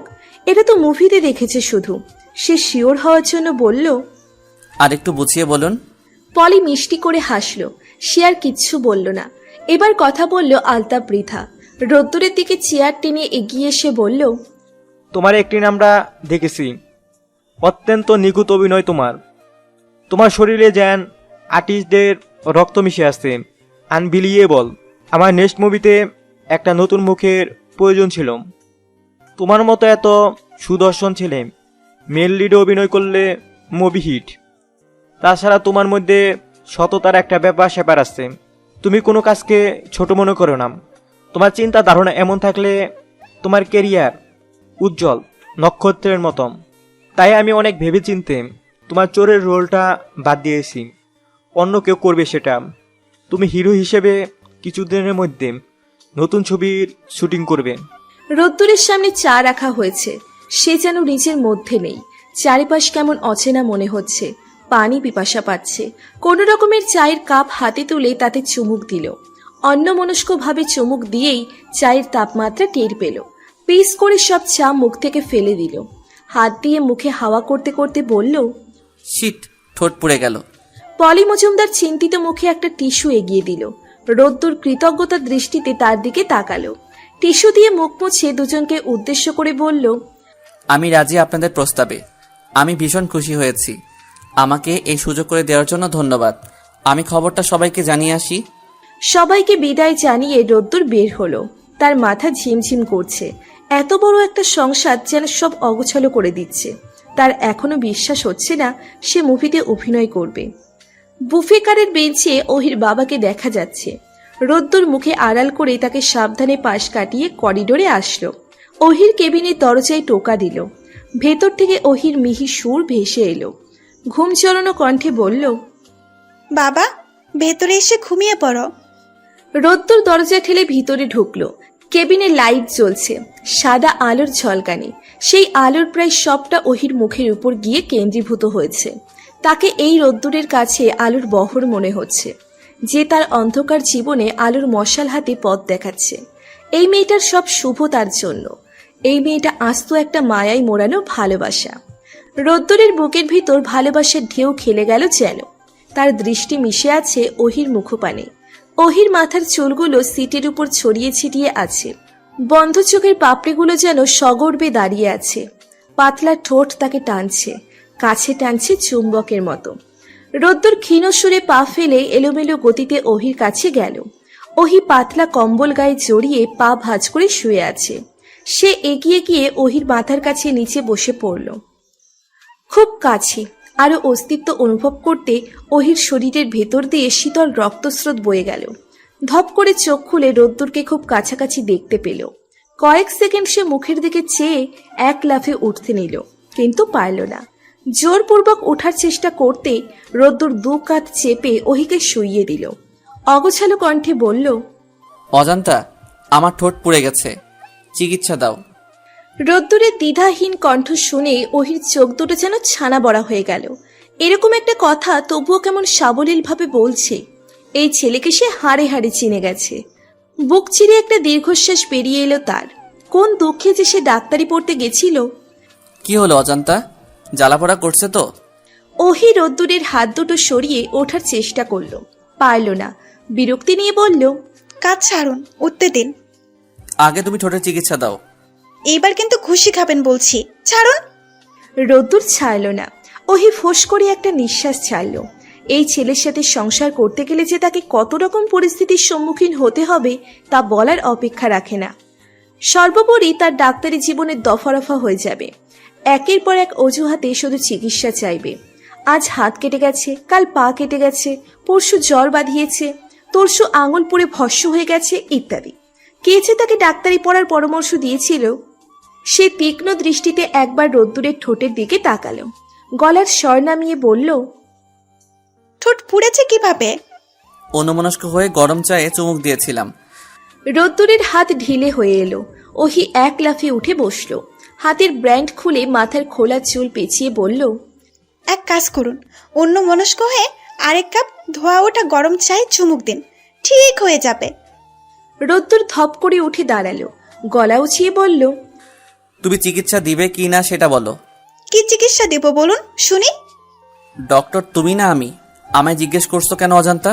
আমি হলাম পেশেন্ট, মানে রোগী, আর তুমি ডাক্তার। চিকিৎসা তুমি দিবে। আমি আপনাকে চিকিৎসা দিতে পারবো না। চিকিৎসা দিবে না মানে? ডক্টর হয়েছে কি গরুর ঘাস কাটার জন্য? তোমার সব সার্টিফিকেট আমি পুড়িয়ে ফেলবো। ওহির হাসি পাচ্ছে খুব, তবুও নিজেকে নিয়ন্ত্রণ করে বেশ স্বাভাবিক রইল। চোখ সরু করে বলল, পুড়িয়ে ফেলুন না, বারণ করেছে কে? রোদ্দুর এলোমেলো ভাবে কিছুক্ষণ কেবিনে হাঁটাহাঁটি করলো, তারপর ওহির সামনে দাঁড়িয়ে পড়ল। কিছুক্ষণ ওহির মুখে তীক্ষ্ণ দৃষ্টিতে চেয়ে রইল, তারপর ডান হাতের আঙুল উঁচিয়ে বলল, তুমি ভয়ঙ্কর নিষ্ঠুর। ঠোঁট পোড়ার সাথে সাথে তোমার প্রতি আমার সব অনুভূতি পুড়িয়ে ফেললাম অজান্তা। এই মুহূর্ত থেকে তোমার প্রতি আমার সব ফিলিংসে ফোসকা পড়ে গেল। আমি আর তোমায় ভালোবাসি না। এত দ্রুত ভালোবেসে ফেলেছেন মিস্টার রোদ্দুর হিম। আপনার ফিলিংস তো দেখি মডার্ন সায়েন্সকেও হার মানাবে। চুপ। এই মুহূর্ত থেকে তোমার সাথে আমার সব সম্পর্ক শেষ, অল ওভার। আমি চলে যাচ্ছি। যাচ্ছি বলেও রোদ্দুর যাচ্ছে না। এই মানুষটা এত ফানি, রেগে গিয়ে তাকে আরো ফানি লাগছে। ওহি ঠোঁট টিপে হেসে বলল, যাচ্ছে বলেও যাচ্ছেন না কেন? রোদ্দুর আর অপেক্ষা করল না, গটগট করে কেবিন থেকে বের হয়ে গেল। সে চলে যেতেই ওই ফিক করে হেসে ফেলল। সে বেশ বুঝতে পারছে আজকের পর থেকে তার জীবনটা অন্যরকম হয়ে গেল। আজকের পর থেকে বাকি জীবনটা রোদ্দুর তার ভালোবাসার খুনসুটি আর পাগলামিতে ভরিয়ে রাখবে সব সময়। কিছুক্ষণ পর সে দরজার দিকে এগিয়ে গেল। টানা দরজায় হাত রেখে বন্ধ করতে শেষ মুহূর্তে রোদ্দুর ধরে ফেলল। ওহি কপাল কুঁচকে বলল, আবার কি চাই? রোদ্দুর কাঠ গলায় জবাব দিল, কি চাই মানে? আমার জিনিস নিতে এসেছি, ব্লেজার ফেরত দাও। ওহি দ্রুত গিয়ে ব্যাগের চেন টেনে ব্লেজার বের করলো। রোদ্দুরের দিকে ছুঁড়ে মেরে বলল, এই নিন। রোদ্দুর এক হাতে ব্লেজার চেপে ধরে রাগান্বিত চোখে ওহির দিকে চেয়ে রইল। সে দৃষ্টিকে সম্পূর্ণ উপেক্ষা করে ওহি দরজা বন্ধ করতে নিল। শেষ মুহূর্তে রোদ্দুর আবার পা দিয়ে বাধা দিল। ওহি বিস্ময় নিয়ে তাকাতে বলল, আমাকে খেয়ে ছেড়ে দিবে তা তো হবে না অজান্তা। আপনাকে কখন খেলাম আবার? পানি খেয়েছো, আমার টাকায় কেনা পানি খেয়েছো, পানি ফেরত দাও। হাবিজাবি পানি হলে চলবে না, আমার চাই মিনারেল ওয়াটার। ওহি রোদ্দুরের শেষ কর্মকাণ্ড দেখতে চাচ্ছে, আরো কি কি পাগলামি করে। সে প্রায় দৌড়ে গিয়ে সিটের পাশ থেকে পানির বোতল এনে রোদ্দুরের দিকে বাড়িয়ে দিল, বলল, এবার বিদেয় হন। রোদ্দুর বিদেই হলো না।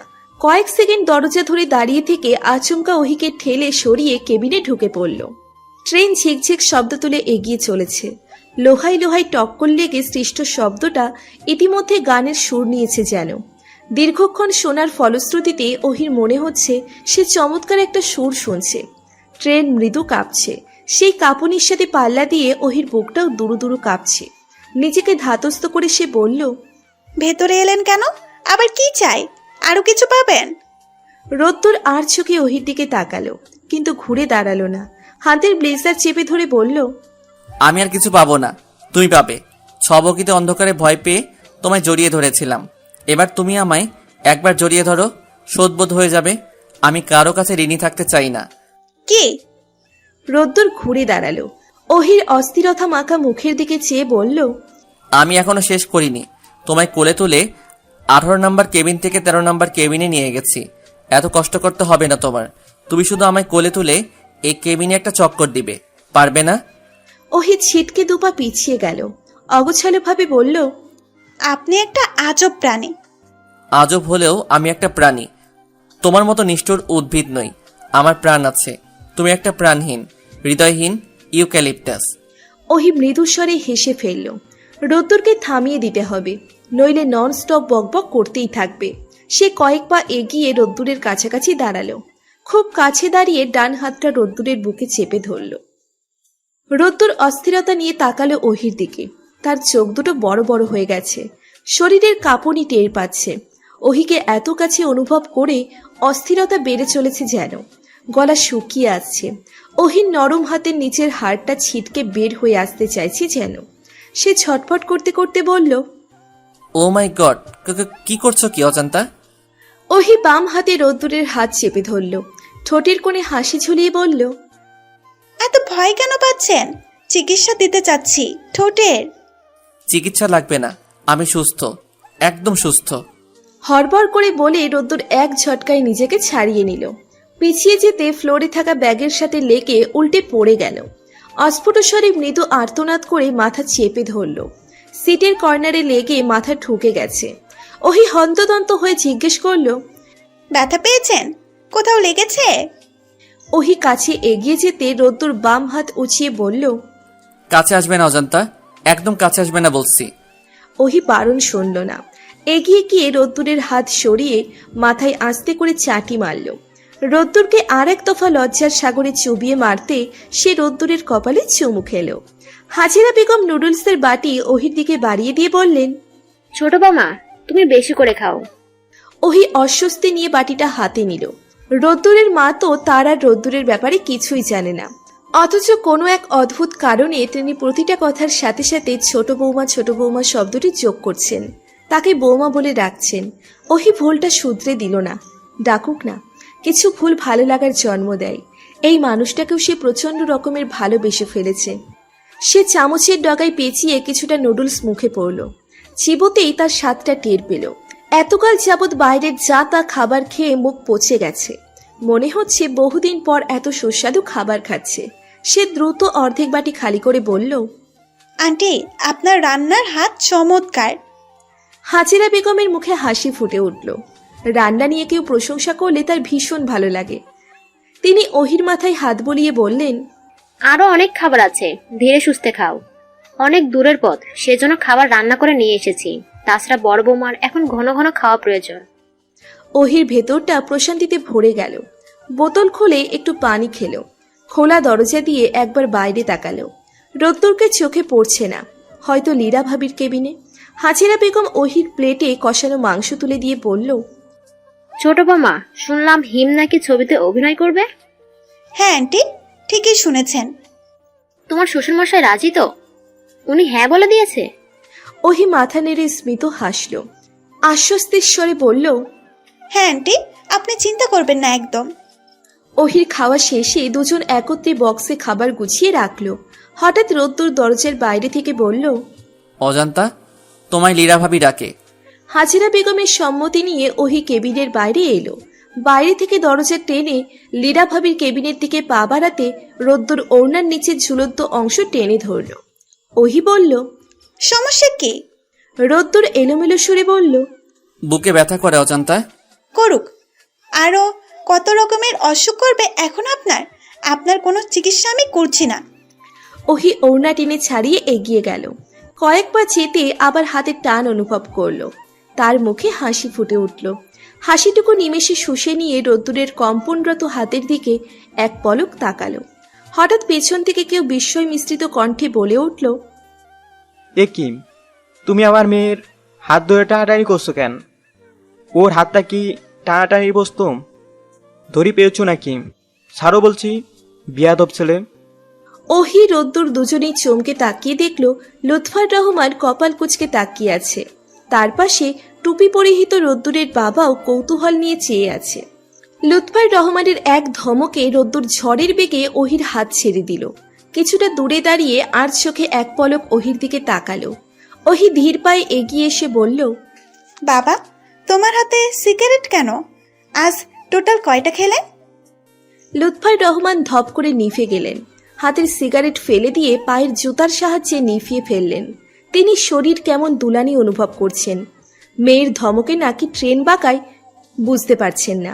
গলা ছেড়ে তিনি বললেন, ওহিমাম, রোদ্দুর নামক ছেলেটা কি জোরপূর্বক তোমার হাত ধরেছিল? হাত ধরেছিল বাবা, কিন্তু জোরপূর্বক নয়। মানে হাত ধরার ব্যাপারটা মিউচুয়াল ছিল।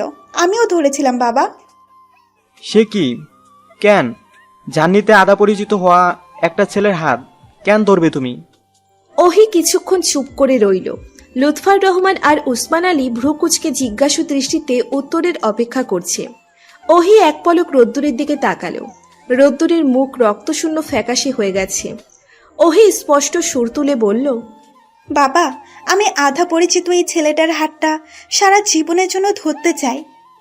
আর কেউ মুখ খুলল না, কোনো কথা হলো না। ট্রেনের হুইসেল বাদে চারিদিক নিস্তব্ধ। ওহি ভয়ে ভয়ে বাবার মুখের দিকে তাকাতে তিনি ফিক করে হেসে দিলেন। পাশ থেকে তার হাসিতে সামিল হলেন উসমান আলী। ওহি আর রোদ্দুর সন্দেহ নিয়ে তাকাতে উসমান আলী হাসতে হাসতে বললেন, আমরা তোমাদের এই প্রস্তাবে ভীষণ খুশি হয়েছি গো মা। জীবনে প্রথমবার হিম একটা ভালো কাজ করলো। আসলে আমি নিজেই তোমার বাবাকে প্রস্তাব করেছিলাম তোমাকে বাড়ির ছোট বউ করার জন্য। তোমার বাবা দ্বিধাদ্বন্দ্বে ভুগছিল। আশা করি সব দ্বিধা কেটে গেছে, তাই না ভাই সাহেব? লুৎফর রহমান হেসে বললেন, জি বিআই সাহেব। তারপর আর কথা হলো না। লুৎফর রহমান এগিয়ে গিয়ে মুচকি হেসে রোদ্দুরের পিঠ চাপড়ে দিল। উসমান আলীকে ইশারা করে দুজন 19 নম্বর কেবিনে ঢুকল। ওহি বাবার গমন পথের দিকে চেয়ে কৃতজ্ঞতার হাসি হাসল। ঘুরে দাঁড়িয়ে রোদ্দুরের দিকে তাকালো। রোদ্দুরের মুখভঙ্গি এখনো স্বাভাবিক হয়নি। ওহি এগিয়ে গিয়ে বলল, এভাবে আর দাঁড়িয়ে থাকবেন? অজান্তা, ওনারা যা বলল তা কি সত্য? আমি কি জেগে জেগে স্বপ্ন দেখছি? রোদ্দুরের বিস্ফোরিত দৃষ্টি দেখে ওহি মাথা নাড়ালো। রোদ্দুরের হাতে এক টান মেরে বলল, এবার বগিতে আমার পাশে বসে স্বপ্নের বাকি অংশটা দেখবেন, চলুন।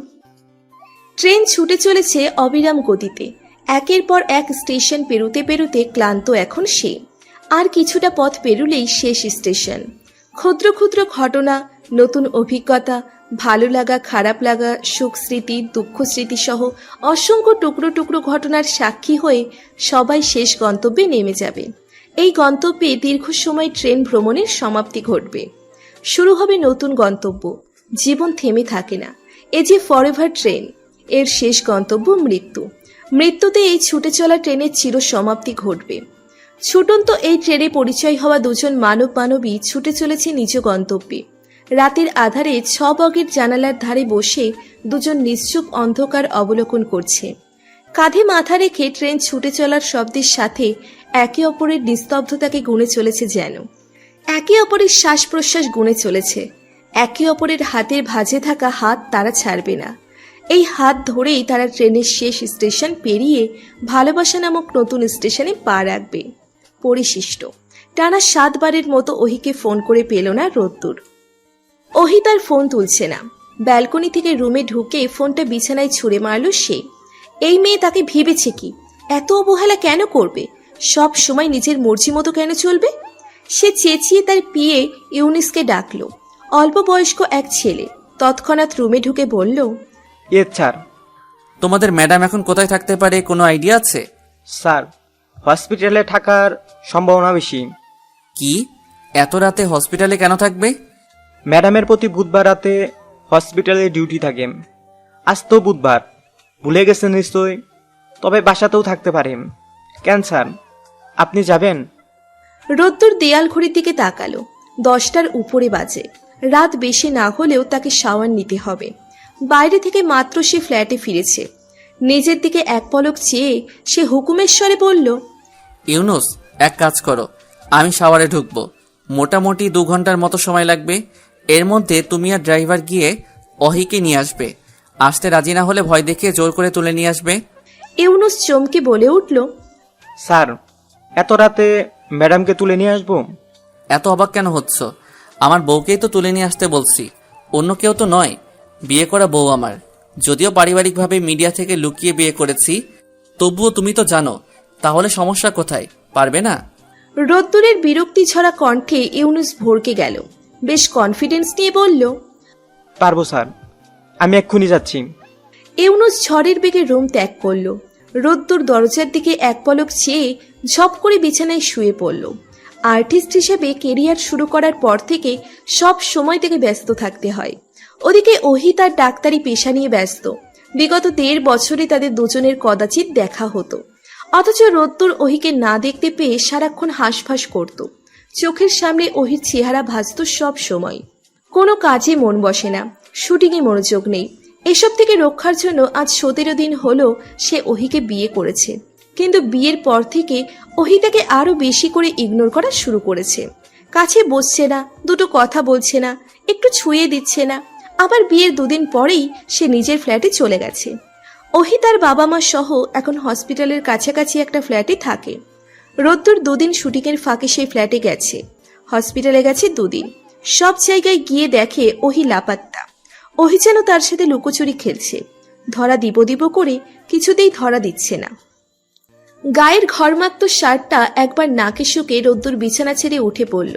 ওয়াশরুমে ঢুকে মন কিছুটা হালকা হলো। শাওয়ারের সবকিছু একদম রেডি। শাওয়ার শেষ করে শুধু টাওয়েল পরে ওয়াশরুম থেকে বের হলো রোদ্দুর। মনটা ফুরফুরে হয়ে গেছে অনেকটা। মাথার ভেজা চুলগুলো হাত দিয়ে ঝাড়া দিয়ে সামনে এগোতে ওহিকে চেয়ারে বাঁধা অবস্থায় দেখে চমকে উঠল। পরক্ষণে নিজের উদাম গায়ের দিকে নজর পড়তে লজ্জায় কুঁকড়ে গেল। এক টানে টাওয়েল খুলে গায়ে পেঁচিয়ে বলল, অজান্তা, তুমি কিছু দেখোনি রাইট? ওহির ভ্রু কুচকে গেল। এই ছেলে গাধাদের কোন স্তরে পড়ে? কোমর থেকে টাওয়েল খুলে গায়ে পেঁচাচ্ছে। এদিকে নিচে যে পুরাতন ঢাকার সদরঘাট, সে চোখ সরিয়ে চেঁচিয়ে বলল, কিছু কাপড় অন্তত পরুন, নাকি আর্টিস্টের রাতের বেলা উন্মুক্ত শরীরে থাকতে হয়? রোদ্দুর নিচের দিকে তাকিয়ে অস্ফুট শব্দ করল। প্রেম প্রেম পাগলামি ছবির শুটিংয়ের সময় ভিলেনকে যে গালিটা দিয়েছিল, মনে মনে নিজেকে সে জঘন্য গালিটা দিল। অতঃপর মিনমিন করে বলল, অজান্তা, তুমি যা ভাবছো বিষয়টা তেমন নয়। এই দেখো, আমি আন্ডারওয়্যার পরেছি। ওহি চোখ বন্ধ করে ফেলল। একে বলা আর না বলা সমান কথা। তার জাস্ট চিন্তাতে আসে না এমন একটা হাদারম টাইপের ছেলে কি করে সিনেমার হিরো হয়। সে চোখ তুলে দেখল রোদ্দুর তড়িঘড়ি করে ওয়াশরুমে ঢুকেছে। খুব তাড়াতাড়ি সে ওয়াশরুম থেকে বের হলো এবং ওহি অবাক হয়ে লক্ষ্য করল যে রোদ্দুর 3/4 প্যান্টের সাথে উল্টো করে ফতুয়া পড়েছে। সে ঘাটতে গেল না, হতাশ সুরে বলল, হাত পায়ের বাঁধন খুলুন, ব্যথা পাচ্ছি।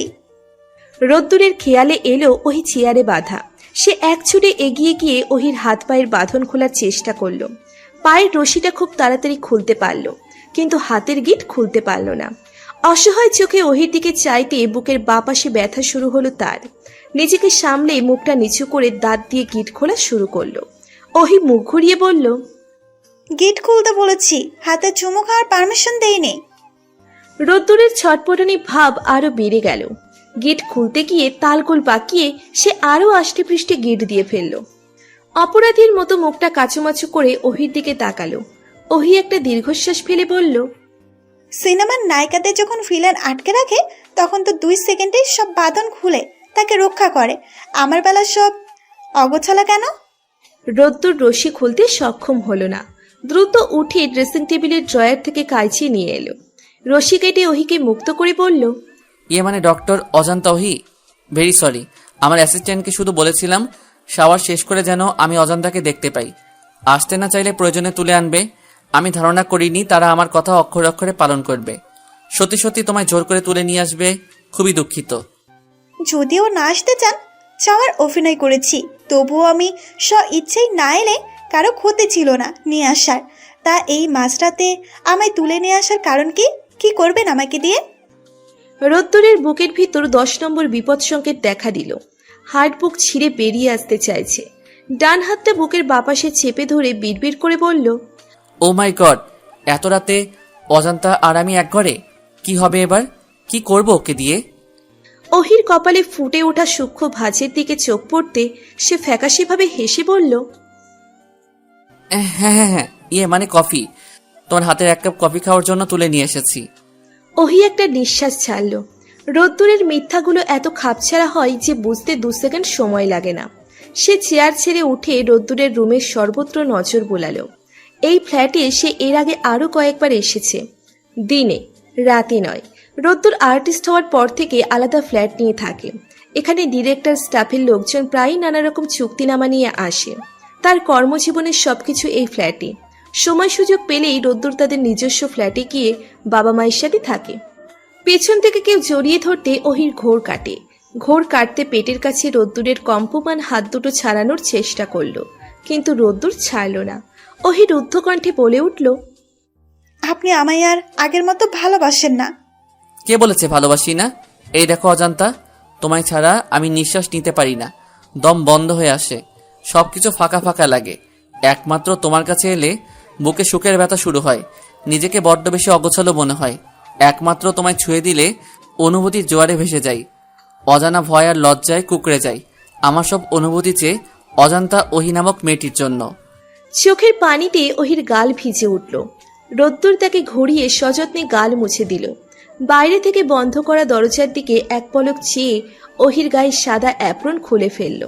ওড়নায় হাত দিতেই ওহি খপ করে হাত ধরে ফেলল। চমকে বলে উঠল, কি করছেন? তোমার গরম লেগেছে নিশ্চয়ই, সেজন্যই সরিয়ে ফেলছি। এত ঠান্ডা আবহাওয়ায় গরম কেন লাগবে? তাছাড়া এসি চলছে, আমার তো শীতে জবুতবু অবস্থা। রোদ্দুর কেঁদে দিয়েছে প্রায়। এই মেয়েকে আর কি করে বোঝাবে সে? এর বেশি বোঝানো তার পক্ষে সম্ভব নয়। সে অসহায় মুখ করে ঘুরে দাঁড়াতেই ওহি একটানে ফের নিচের দিকে ঘোরালো।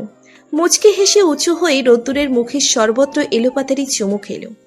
মাঝরাতে ওহিকে বুকে জড়িয়ে রোদ্দুর তার পিয়ে ইউনুসকে লম্বা একটা মেসেজ দিল, যার সারমর্ম এই যে সে আর সিনেমা জগতে কাজ করবে না। শখের বসে 3টে ছবি করেছে, তার 4র্থ ছবি হজা বড়ালার টিজার বের হয়েছে। ইতিমধ্যে সেটা সোশ্যাল মিডিয়ায় ব্যাপক সাড়া ফেলেছে, অনেক টাকাও ইনকাম করেছে। আর মুভি টুভিতে কাজ করবে না, এখন সে বউ নিয়ে দেশ বিদেশে ঘুরে বেড়াবে। ঘোরাঘুরি শেষ হলে ফুড ব্লগিং দিয়ে শুরু করে বাবার বিজনেস হাতে দিবে। তার জীবনের এখন একটাই লক্ষ্য, সেটা হলো সুযোগ পেলেই বউয়ের আঁচল ধরে পেছন পেছন ঘুরঘুর করা আর ডাক্তার বউয়ের কাছে নানাবিধ রোগের চিকিৎসা নেওয়া। অজান্তা ওহি তার পরিবারকে ঘিরে বেড়ে ওঠা, তার একান্ত ছোট্ট পৃথিবী ভয়ানক সুন্দর যে এর বাইরে তার কিছুই চায় না। আপনারা দেখছেন রোমান্টিক গল্প।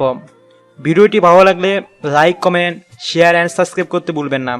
যারা এখনও সাবস্ক্রাইব করেননি তারা অবশ্যই চ্যানেলটি এখনই সাবস্ক্রাইব করুন। ধন্যবাদ।